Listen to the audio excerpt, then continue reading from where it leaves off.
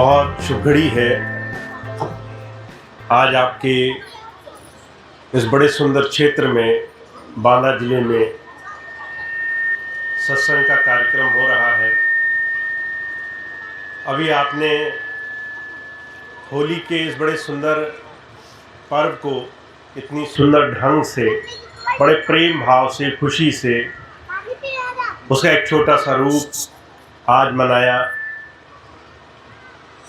आज आप अपने बहुत सारे समय में से थोड़ा सा समय निकाल करके संतों के, महापुरुषों के सत्संग में आकर बैठे हैं, तो हमें कुछ चीज़ें अपने जीवन में उतार लेनी बहुत ज़रूरी है। महापुरुषों का सत्संग तब सार्थक होता है जब हम कुछ चीज़ों को अपने जीवन में साथ ले जाते हैं। और अगर आज हमने कुछ चीज़ें अपने जीवन में उतार ली, कुछ नए तरीके से अपना जीवन जीने लगे, तो हमारे जीवन में बहुत बड़ा बदलाव आ जाएगा। सबसे पहली बात जो एक संत, एक प्रभु प्राप्त योगी संसार में हमें और आपको समझाना चाहता है, वो ये कि परमात्मा ने दुनिया का हर एक जीव अपनी ही धारा से बनाया है, सबको अपना रूप बनाया, किसी में कोई भेद नहीं किया। परमात्मा की तरफ से कभी भी मनुष्यों में, इंसानों में कोई भेद नहीं रहा। कोई पुरुष जन्मे, कोई नारी जन्मे, जिसने भी संसार में जन्म लिया है वो सब परमात्मा के अंशी है। ईश्वर अंश, जीव अविनाशी, चेतन अमल, सहज सुख राशि। अगर हमने मनुष्य जीवन में जन्म ले लिया तो आप, मैं, दुनिया का कोई भी इंसान सब बराबर है। अगर हम ये बात समझ गए कि हम में और आप में कोई फर्क नहीं है, शरीर में, हमारी रचना में, हमारे संसार के जनने में, तो अगर हम ये बात जीवन में समझ पाए कि हमारे जीवन में बाहरी तौर पर तो कोई परिवर्तन नहीं है, अगर हम किसी एक छोटी सी चीज से अपने जीवन में परिवर्तन कर सकते हैं, वो ये कि हमारी चेतनता कहाँ लगी हुई है। चेतन अमल सहज सुख राशि। आपकी चेतनता ही आपको जीवन में स्वर्ग और नरक की तरफ ले जाएगी। शरीर से तो आप एक जैसे हैं, चेतनता कहाँ है? अगर चेतनता भोग में है, हमें बड़ा मकान चाहिए, पैसा चाहिए, इज्जत सम्मान चाहिए, और उसको पाने के लिए हमने गलत तरीके अपनाने शुरू कर दिए, चोरी करनी शुरू कर दी, डाका डालना शुरू कर दिया, अपनी मेहनत से नहीं कमाया पर दूसरे ने कमाया तो उसका हक मारना शुरू कर दिया, दूसरे को धोखा, छल, कपट करने लगे, किसी भी तरीके से अपने आप को संसार के वैभव के लिए उल्टे सीधे कामों में लगाने लगे। चेतनता यहां लग गई तो यही जीवन आपका जीते जी नरक बन जाएगा। इसी जीवन में पाप कर्म कमा करके जीवन में जन्मों जन्मांतरों के दुखों का भोग भोगना पड़ेगा। अपने आप ही हम जीवन में अनगिनत जन्मों के पाप कर्मों के अधिकारी बन जाएंगे। और अगर यही जीवन में चेतनता इस बात में लगी कि जब परमात्मा ने हमें, आपको, सबको एक जैसा बनाया है, तो परमात्मा भी हमारे ही अंदर रचा बसा हुआ है। परमात्मा हमसे दूर नहीं है, वो हमारे ही शरीरों में, हमारे ही घट के अंदर, हमारे ही अंदर विराजा हुआ है। गुरु गोरखनाथ जी के गुरु हुए गुरु मछेंद्र नाथ जी, वो कहा करते थे, बंगला अजब बना दरवेश, या में नारायण परवेश। परमात्मा ने जब मनुष्य बनाया तो देवताओं को हुक्म दिया कि इसके सामने सर झुका दो। ये मनुष्य जो मैंने बनाया, ये दुनिया में सबसे सुंदर रचना मैंने बनाई है, इसी के अंदर तो मैं बैठा हुआ हूं, इस मनुष्य शरीर के अंदर मेरा वास है। तुम्हें अगर मुझे पाना है तो तुम्हें अपने अंदर अपने ही शरीर के अंदर मुझे देखना पड़ेगा। तो मछिंद्र नाथ जी कह रहे हैं, तुम्हारी चेतनता अगर तुम्हारे अंदर लग गई अपने आप को जानने में। बहुत से लोग ऐसे होते हैं संसार में जिसे अपने जानने में बहुत ज्यादा सुख नहीं मानते। दुनिया की हर एक चीज का सुख उन्हें संसार से बाहर दिखाई देता है। आपको आश्चर्य होगा, हमारे बहुत सारे ऐसे लोग आपको मिलेंगे समाज में जो कहते हैं स्वर्ग मरने के बाद मिलता है, जो कहेंगे कि तुम्हें संसार में कुछ भी प्राप्त नहीं होगा, यहां तो तुम्हें कष्ट ही कष्ट है।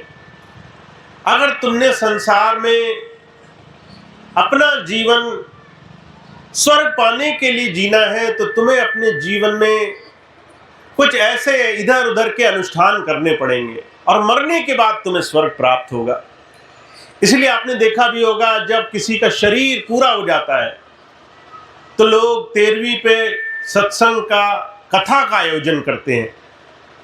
और जब आप कथा को गौर से सुनना तो कथा में, सत्संग में 13वीं के दिन अलग अलग तरीके के बयान करके, बखान करके जो महात्मा होते हैं वो कहते हैं ये मोक्ष का अधिकारी बन गया, ये स्वर्ग का अधिकारी बन गया। प्रजुर कहा करते थे स्वर्ग मरने के बाद मिलने वाली कोई जगह का नाम नहीं है, मोक्ष मरने के बाद मिलने वाली किसी अवस्था का नाम नहीं है। आपकी चेतनता जहां लगी होगी वही आपको स्वर्ग और नरक में ले जाएगी। अगर आप सारा जीवन बुरे काम करते रहे तो नरकों के अधिकारी बन जाओगे। अगर सारा जीवन अच्छे काम करते रहे तो चाहे संसार में तुम्हें कष्ट आए भी तो भी तुम्हें संसार में अच्छाई से कोई दूर नहीं ले जा सकता।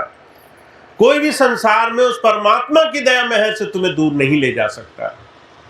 अब पहली चीज जो सबसे ज्यादा महात्माओं ने जोर देकर के कही है कि तुम और मैं, मुझ में कोई भेद नहीं है, कोई ऊंचा नीचा नहीं, कोई छोटा बड़ा नहीं। अगर इस लिहाज से देखा जाए तो सभी महापुरुषों ने एक बात पर जोर दिया। हुजूर कृपाल सिंह जी महाराज एक बात पर जोर दिया करते थे, अगर तुम में और मुझ में भेद है ही नहीं तो तुम मेरे आगे क्यों झुकते हो? तुम मेरे आगे झुक करके ये क्यों दिखाना चाहते हो कि तुमने भक्ति पूरी कर ली? बाहरी तौर से झुकने से भक्ति पूरी नहीं होती, भ्रम फैलता है। जब आप किसी के पैरों में पड़ते हो तो आपके मन में एक शैतान पैदा हो जाता है। जब भी आप अपने आप से कहोगे कि क्या मैंने भक्ति करी, तो आपके मन में एक शैतान ये बोलेगा कि देखो मैं तो महात्माओं के पैरों में पड़ जाता हूं, मेरी भक्ति तो हो गई, मैं तो पूजा कर लेता हूं, मेरी भक्ति तो हो गई। प्रजुर कहा करते थे सिर्फ शरीर से किसी के आगे झुकने से अगर प्रभु के लिए प्रेम पैदा हो जाता, आप कल्पना करके देखिए, सिर्फ किसी के पैरों में पड़ने से अगर प्रभु के लिए प्रेम पैदा हो जाता तो दुनिया के सारे लोग तर गए होते। दुनिया में कोई भी संसार में दुख नहीं उठा रहा होता। संतों ने शरीर से झुकने की बात को कभी नहीं स्वीकारा। तुम कभी भी किसी के आगे पैरों में शरीर से मत झुको। तुम और हम एक समान हैं। तुम्हारे और हमारे बीच में शारीरिक रूप में कोई भेद नहीं है। शरीर से झुकने से तुम्हें कुछ ज्यादा नहीं प्राप्त होगा। शरीर की बजाय तुम्हें मन में शरणागत भाव कैसे आएगा, इसके लिए तुम्हें अपने जीवन में प्रयास करना है। मन कब तुम्हारा कहेगा, जो तुम प्रार्थना पढ़ते हो, शब्द पढ़ते हो, जब तुम प्रभु के प्रेम में होते हो तो गीत गाते हो, उस गीत के आशय को कभी समझना, उस गीत के, उस प्रार्थना के शब्दों को कभी गौर से सुनने की कोशिश करना। वो शब्द ये कहता है कि हे प्रभु, मैं दीन हूं, अधीन हूं, मैं असहाय हूं, मैंने बड़े पाप कर्म किए हैं, मुझे अपनी शरणागत लो, मुझे अपनी शरण में बैठने के योग्य बनाओ। मैं ऐसा बन जाऊं कि मैं जब तुम्हारी याद करूं तो मुझे दूसरा कोई याद ना आए। जब मैं तुम्हारे ध्यान में लगूं तो मुझे दुनिया की किसी चीज का मोह ना रहे, किसी चीज की लगन ना रहे। ऐसा शरणागत होना सही मायनों में महापुरुषों के चरणों में झुकना है। अगर आप मन से झुक गए तो आपका तन से झुकना या नहीं झुकना दोनों ही सार्थक हो जाएंगे। पर अगर आप तन से झुकते रहे, मन से कभी नहीं झुके, मन से कभी अपने आप को शरणागत नहीं किया, झुकाया नहीं, उससे पहले आपके जीवन में आपके काम नहीं बनेंगे। तो दूसरी चीज जो महापुरुषों ने कही कि कभी पैर छूने को भक्ति मत मान लेना। पैर छूने को, किसी महात्मा के चरणों में झुकने को आस्था मत मान लेना। यह तुम्हारा मन तुम्हें धोखा दे रहा है। तुम्हारा मन तुमसे भक्ति के नाम पर इन चीजों को गिनवा लेगा। जब तुम कहोगे क्या मैंने भक्ति करी, तो आपको कहेगा तुमने दीपक जला लिए, तुमने पैर छू लिए, तुम झुक गए, तुमने दूसरे अनुष्ठान कर लिए, तो तुमने तो अपना काम कर दिया। पर ये सारी शारीरिक क्रियाएं हैं। इन शारीरिक क्रियाओं से मन खुश हो सकता है, पर इससे शरणागत भाव नहीं आता। तो पहली चीज जो महाराज जी कहा करते थे, दुनिया में हर एक जीव समान है। दूसरी चीज कहा करते थे, अगर जीव समान है तो सिर्फ बाहरी तौर से झुकने से कुछ नहीं बनेगा, शरणागत होना पड़ेगा। अब शरणागत होना क्यों जरूरी है? सबसे बड़ी चीज हुजूर कहा करते थे कि जन्म जायाति शूद्रा संस्कारात् द्विज भवेत्। जब कोई जन्म लेता है तो ध्यान रखना, दुनिया में हर एक जीव का जन्म जिस जगह से होता है और जिस भाव से होता है, वो पाप कर्मों से, विषय भोगों से लिपटा हुआ आता है। दुनिया में हर एक इंसान के अंदर बचपन से ही ये दुनिया के विषय भोग छलकारे मारने लगते हैं। काम, क्रोध, लोभ, मोह और अहंकार। अगर आपको उस प्रभु की भक्ति करनी है तो धीरे धीरे ये 5 चीजें आपकी निर्मल होनी चाहिए। आपके अंदर ऐसा संस्कार पड़ना चाहिए कि आप द्विज हो जाओ। वेद में कहा गया है, शूद्र वो नहीं है जो जाति से नीचा माना गया। शूद्र वो है जिसके अंदर चेतनता उस प्रभु भक्ति में नहीं लगी, जिसकी चेतनता संसार के विषय भोगों में लग गई, कामनाओं में लग गई, इच्छाओं को पूरा करने में लग गई। अगर समाज में कोई ऐसा आदमी देखो जो सिर्फ इच्छा को पूरी करने के लिए जी रहा हो, उसकी इच्छा पूरी ना होती हो तो वो गुस्सा हो जाता हो आपसे, इच्छा पूरी हो गई तो और लालच बढ़ गया उसमें, और मोह बढ़ गया, अहंकार बढ़ गया, तो जो कहते हैं कि वो कभी द्विज नहीं हुआ। द्विज होने का मतलब है ब्राह्मण होना, ब्रह्म का रमण करने वाला, ब्रह्म के अंदर की रसाई करने वाला, ऊपर परमात्मा के मंडलों तक आने जाने वाला नहीं बना। और ऐसे द्विज बनने का अधिकार दुनिया के हर एक मनुष्य को है, आपको भी है और एक छोटे से बच्चे को भी है। पर उसको करने के लिए आपको तीसरी चीज जो महाराज जी कह रहे हैं, आपको अपने अंदर के इन विषय विकारों का दमन करना पड़ेगा। सबसे पहले संस्कारों में सबसे पहले इस मन की गति में काम का स्थान दिया गया है। कामनाएं, काम हुजूर कहा करते थे छोटी सी छोटी इच्छा को भी कहते हैं, और मन में आए हुए छोटे से छोटे विचार को भी कहते हैं। अगर चेतनता सही जगह ना हो तो ये कामना आपके जीवन में आपको बहुत दुख दे सकती है। अब आप कहेंगे कामना क्या बुरी चीज है, कामनाएं क्या जीवन में खराब चीज है? मुझे एक दिन एक बच्चा मिला, आकर कहने लगा, भैया जी बहुत से लोग कहते हैं पैसा कमाना गलत है, पर पैसा कमाए बगैर तो जीवन भी नहीं चलता। अगर दवाई लेनी है तो वो सामने दुकानदार पैसे मांग लेगा, अगर रोटी खानी है, बाजार से सब्जी लानी है तो सब्जी वाला बिना पैसे तो सब्जी देगा नहीं, अगर कपड़े खरीदने, तन ढांकना है तो कपड़ा खरीदने से लेके बनवाने तक हर एक आदमी पैसा मांग लेगा। तो क्या पैसा इतनी बुरी चीज है? मैंने कहा पैसा बुरी चीज नहीं है। पैसा कमाना जीवन में, जीवन को सुखी जीना, जीवन को आनंद में जीना कभी भी संसार में भोग में नहीं गिना गया। ये तो जीवन की आवश्यकताएं हैं, पर जीवन की आवश्यकताएं कितनी हैं? अगर आप कहो कि मुझे भोजन चाहिए तो भोजन उतना चाहिए जितना पेट में समा सकता है।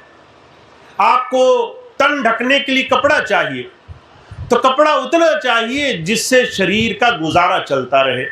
आप एक बार में एक ही जोड़ा कपड़ा पहन पाएंगे, पर लालच वहां शुरू होता है, भोग वहां शुरू होता है, जहां जरूरत से ज्यादा चीजों के लिए हम संसार में उलझने लगते हैं। हमें पता है हमारी जरूरत कम है, पर हमारी इच्छाएं, हमारे भोग, हमारा व्यसन, हमारा संचय कि हम जोड़ जोड़ कर रख लें, ये दुनिया में बहुत ज्यादा है। अगर आपको एक चीज की जरूरत हो और आप 1 लाख इकट्ठी करने की कोशिश करें और वो दौड़ आपकी कभी खत्म ना हो, आपको पता है कि आपको एक ही की जरूरत है और आपने 10 इकट्ठी कर ली है, और उसके बाद भी आप दौड़ते चले जा रहे हैं, आप रुक ही नहीं रहे हैं, आप हर सांस के साथ और इकट्ठे करने में लगे हुए हैं, ये वृत्ति भोग वृत्ति कहलाती है। आपके लिए संसार में न पैसा बुरा है, न सम्मान बुरा है, न सुख से जीवन जीना बुरा है, पर उसको चाहते चाहते इतना चाहने लगना कि वो चीज कभी आपकी छूट ही ना पाए, ये भोग वृत्ति कहलाती है। इसलिए कबीर साहब कहा करते थे, काम तजे तो क्रोध न जाई, क्रोध तजे तो लोभा, लोभ तजे अहंकार न जाई, मान बढ़ाई शोभा। हमारे अंदर के जो चोर हैं, ये 5 चोर हैं। इन 5 चोरों से मुक्ति पाए बगैर तुम्हारी चेतनता तुम्हें जीवन में द्विज नहीं बनाएगी, तुम्हें जीवन में सबसे महान व्यक्तित्व की तरफ नहीं ले जाएगी। और ये 5 चोरों की बड़ी अजब कहानी है। हुजूर कहते हैं, सबसे पहले कामनाएं। तुम्हारी जरूरत कम है, जरूरत से ज्यादा तुम्हें मिल चुका है, पर तुम्हारी कामनाएं तुम्हें ठहरने नहीं दे रही, तुम्हें और इकट्ठा करने पर मजबूर कर रही है। अर्जुन कहते हैं, कामनाओं का एक बड़ा भारी जाल होता है। अगर तुमने एक इच्छा करी, तुम्हारी एक इच्छा पूरी नहीं हुई, तो तुम्हारे अंदर क्रोध पैदा होगा, तुम्हारे अंदर ईर्ष्या पैदा होगी, तुम्हारे अंदर जलन पैदा होगी। जिसके पास तुमसे अच्छा होगा उसे देख देख करके मन कुढ़ता रहेगा, मन में गुस्सा आता रहेगा, मन इस बात से परेशान रहेगा कि मैं कम हूं, दूसरा ज्यादा है, मेरे पास कम है, दूसरे को ज्यादा दिया भगवान ने अन्याय किया, भगवान ने ऊंच नीच बना दिया। ये सारे मन में भेद पैदा हो जाएंगे। तो हुजूर कहते हैं, अगर तुम्हारे मन की इच्छाएं पूरी नहीं हुई तो क्रोध पैदा हो जाएगा, और अगर इच्छाएं पूरी हो गई तो और लालच पैदा हो जाएगा। एक पूरी हुई, 10 का लालच और पैदा हो जाएगा, 10 पूरी हुई, 20 का लालच पैदा हो जाएगा। अर्जुन कहते हैं, अगर ये सारी चीजें होती रही तो मन में मोह और अहंकार बढ़ने लग जाता है। अहंकार का मतलब मुझसे ज्यादा कोई नहीं जानता, मुझसे ज्यादा किसी के पास नहीं है, मुझसे ज्यादा कोई भी संसार में ज्ञानी नहीं है। तो जो कहते हैं, ये जो 5 चीजें हैं आपके अंदर, इन 5 चीजों को संत कहता है आपको जीवन में 5 चीजों से बदलना पड़ेगा: शील, क्षमा, संतोष, विवेक और वैराग्य।